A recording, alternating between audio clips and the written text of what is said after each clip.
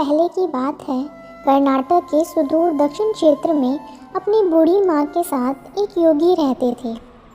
उनकी माँ काशी जाना चाहती थी ताकि वह विश्वनाथ जाकर शिव की गोद में प्राण त्याग सके। इसके अलावा उसने अपने जीवन में अपने बेटे से कभी कुछ नहीं मांगा था। उसने कहा, मुझे काशी ले चलो, मैं बूढ़ी हो गई हूँ, मैं वहीं जाके मरना चाहती हूँ। योगी ने अपनी बूढ़ी माँ के साथ दक्षिण कर्नाटक के जंगलों से होते हुए काशी के लिए एक लंबी यात्रा शुरू की।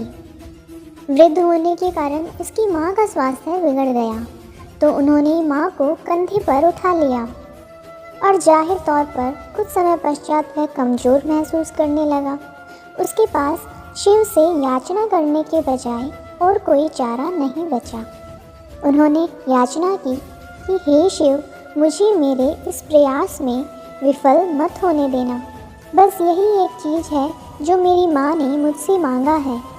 कृपया मुझे इसे पूरा करने दें। मैं इन्हें काशी ले जाना चाहता हूँ।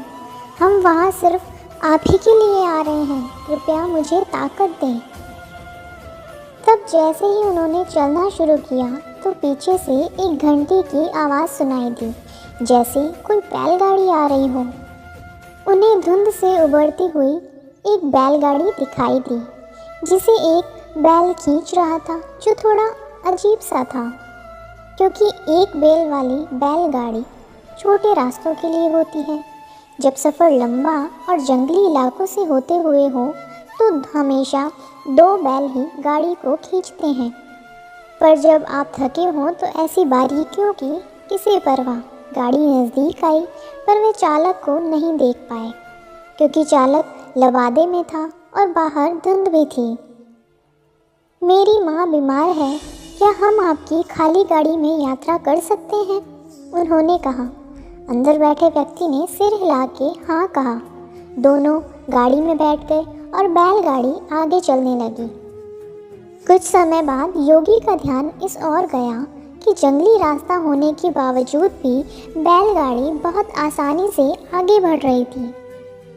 तब उन्होंने नीचे देखा और पाया कि पहिए घूम नहीं रहे हैं, वे रुके हुए थे, पर गाड़ी आगे बढ़ रही थी। तब उन्होंने बैल की तरफ देखा और पाया कि बैल बैठा हुआ था, पर बैलगाड़ी चल रही थी।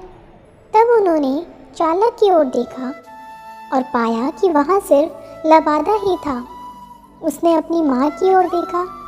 माँ ने कहा, अरे पागल, हम पहुँच गए, अब कहीं और जाने की ज़रूरत नहीं है, यही वो जगह है, अब मुझे जाने दो। इतना कह के माँ ने शरीर छोड़ दिया। बैल, बैलगाड़ी और चालक सब विलीन हो गए। योगी अपने गांव लौट आया। लोगों ने सोचा, यह इतनी जल्दी लौट आया है, यह अवश्य ही अपनी माँ को कहीं छोड़ के आया है, यह उसे काशी नहीं ले गया। उन्होंने उससे पूछा, तुम अपनी माँ को कहाँ छोड़ आए? उसने उत्तर दिया, हमें वहाँ जाना नहीं पड़ा, शिव खुद आए थे हमारे लिए। क्या बकवास है, उन लोगों ने कहा। योगी ने उत्तर दिया, मुझे फ़र्क नहीं पड़ता कि आप क्या सोचते हैं, वे आए थे हमारे लिए और यही सच है। मेरा जीवन ज्योतिर्मय हो गया है, यह मैं अपने अंतर में जानता हूँ। अगर आप नहीं मानते तो यह आप जाने। तब उन्होंने पूछा, ठीक है, हमें कुछ ऐसा दिखाओ कि हम माने कि तुमने सच में शिव को देखा है और वे सच में तुम्हारे लिए आए थे। योगी ने कहा, मैं नहीं जानता, मैंने उन्हें नहीं देखा, मुझे सिर्फ एक लबादा दिखा। वहाँ कोई चेहरा नहीं था, वहाँ कुछ नहीं था, वह खाली था।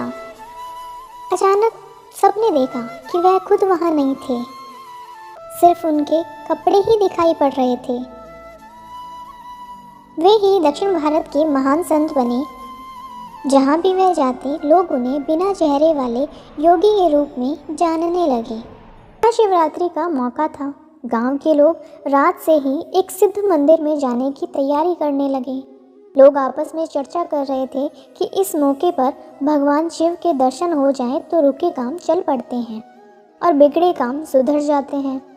सबने आधी रात को ही गांव से बैलगाड़ी लेकर चलने की तैयारी कर ली थी। उस मंदिर में दूर दूर से लोग आते थे, सो कल महाशिवरात्रि पर भीड़ ज़्यादा होगी, इसलिए आधी रात से तैयारी ज़रूरी थी। सबकी अपनी अपनी परेशानी थी। सब भोले का दर्शन करके अपने दुख दूर करना चाहते थे। गांव से 10 बैलगाड़ी जा रही थी। कालू लोहार भी जाना चाहता था, लेकिन किसी बैलगाड़ी पर उसे जगह नहीं मिली। लेकिन उसने ठान लिया कि कुछ भी हो भगवान शिव के दर्शन तो करने ही हैं। हालांकि उसकी कोई मन्नत नहीं थी, लेकिन वह भगवान के दर्शन से अपना जन्म सफल करना चाहता था, सो पैदल ही चल पड़ा। रबड़ का रास्ता, जितना चलता उतनी दूरी बढ़ती। आधी रात से ही कालू चल रहा था, सुबह हो चली थी। रात में तो पता नहीं चला, लेकिन जैसे जैसे धूप तेज होती उसकी भूख प्यास से थकान दोगुनी होती गई। ऊपर से रास्ता जैसे रबड़ का कि जितना चलता ऐसा लगता जैसे दूरी और बढ़ जाती। भूख प्यास से व्याकुल कालू के तलवों में छाले पड़ गए। खून से रिश्ते पैरों में मिट्टी चिपक गई थी। पसीने से बेहाल हो गया था, ऐसा लगता था जैसे अभी गिर पड़ेगा। दोपहर मंदिर पहुंचा तो देखा भीड़ इतनी कि रात तक दर्शन हो जाए तो बड़ी बात। लोग आते ही जा रहे थे। धक्का मुक्की में बार बार वह लाइन से बाहर हो जाता और उसे फिर से लाइन में लगना पड़ता। एक बार तो भीड़ की धक्का मुक्की ने उसे आधे रास्ते लाइन से बाहर धकेल दिया। लाइन से बाहर होते ही वह गिरकर बेहोश हो गया। होश आया तो देखा लाइन पीछे और लंबी हो चुकी थी।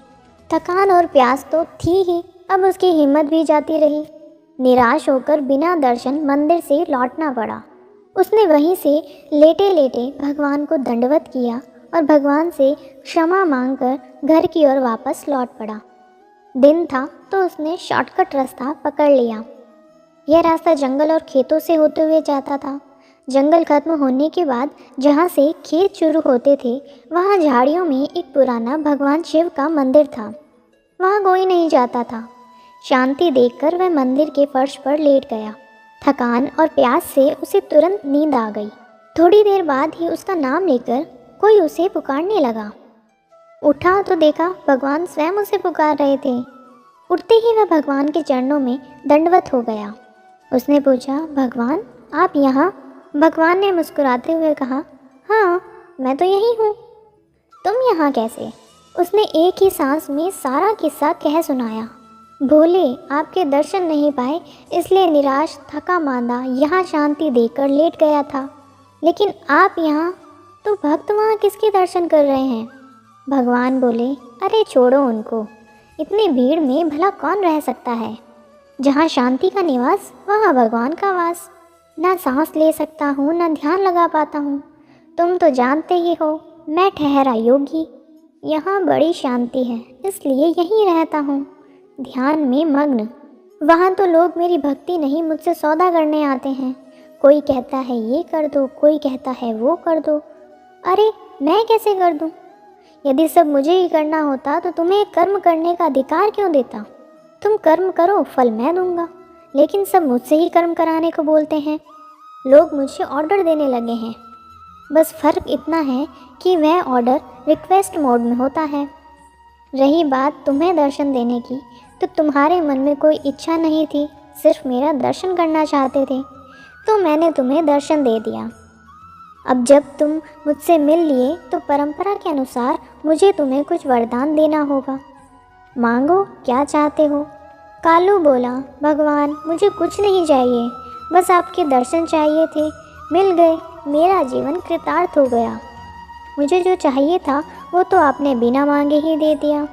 तभी अचानक उसकी नींद खुल गई। देखा तो मंदिर में कोई नहीं था, बस एक पुराना टूटा फूटा शिवलिंग था। लेकिन उसकी थकान दूर हो चुकी थी, उसके पैरों के घाव भर गए थे। वह अपने तन मन में एकदम ताजगी महसूस कर रहा था। तो ऐसे हैं हमारे शिव बाबा। शिवरात्रि पर जो भी सच्चे मन से व्रत करता है, उनको याद करता है, कोई गलत काम नहीं करता है, भगवान शिव उसे मोक्ष प्रदान करते हैं। बोलिए शिव शंकर महादेव की जय, माँ पार्वती की जय। फिर मिलेंगे दोस्तों एक नई कहानी के साथ। तब तक के लिए हंसते रहें, मुस्कुराते रहें, अपना ख्याल रखें और इसी तरह हमारे साथ जुड़े रहें। धन्यवाद।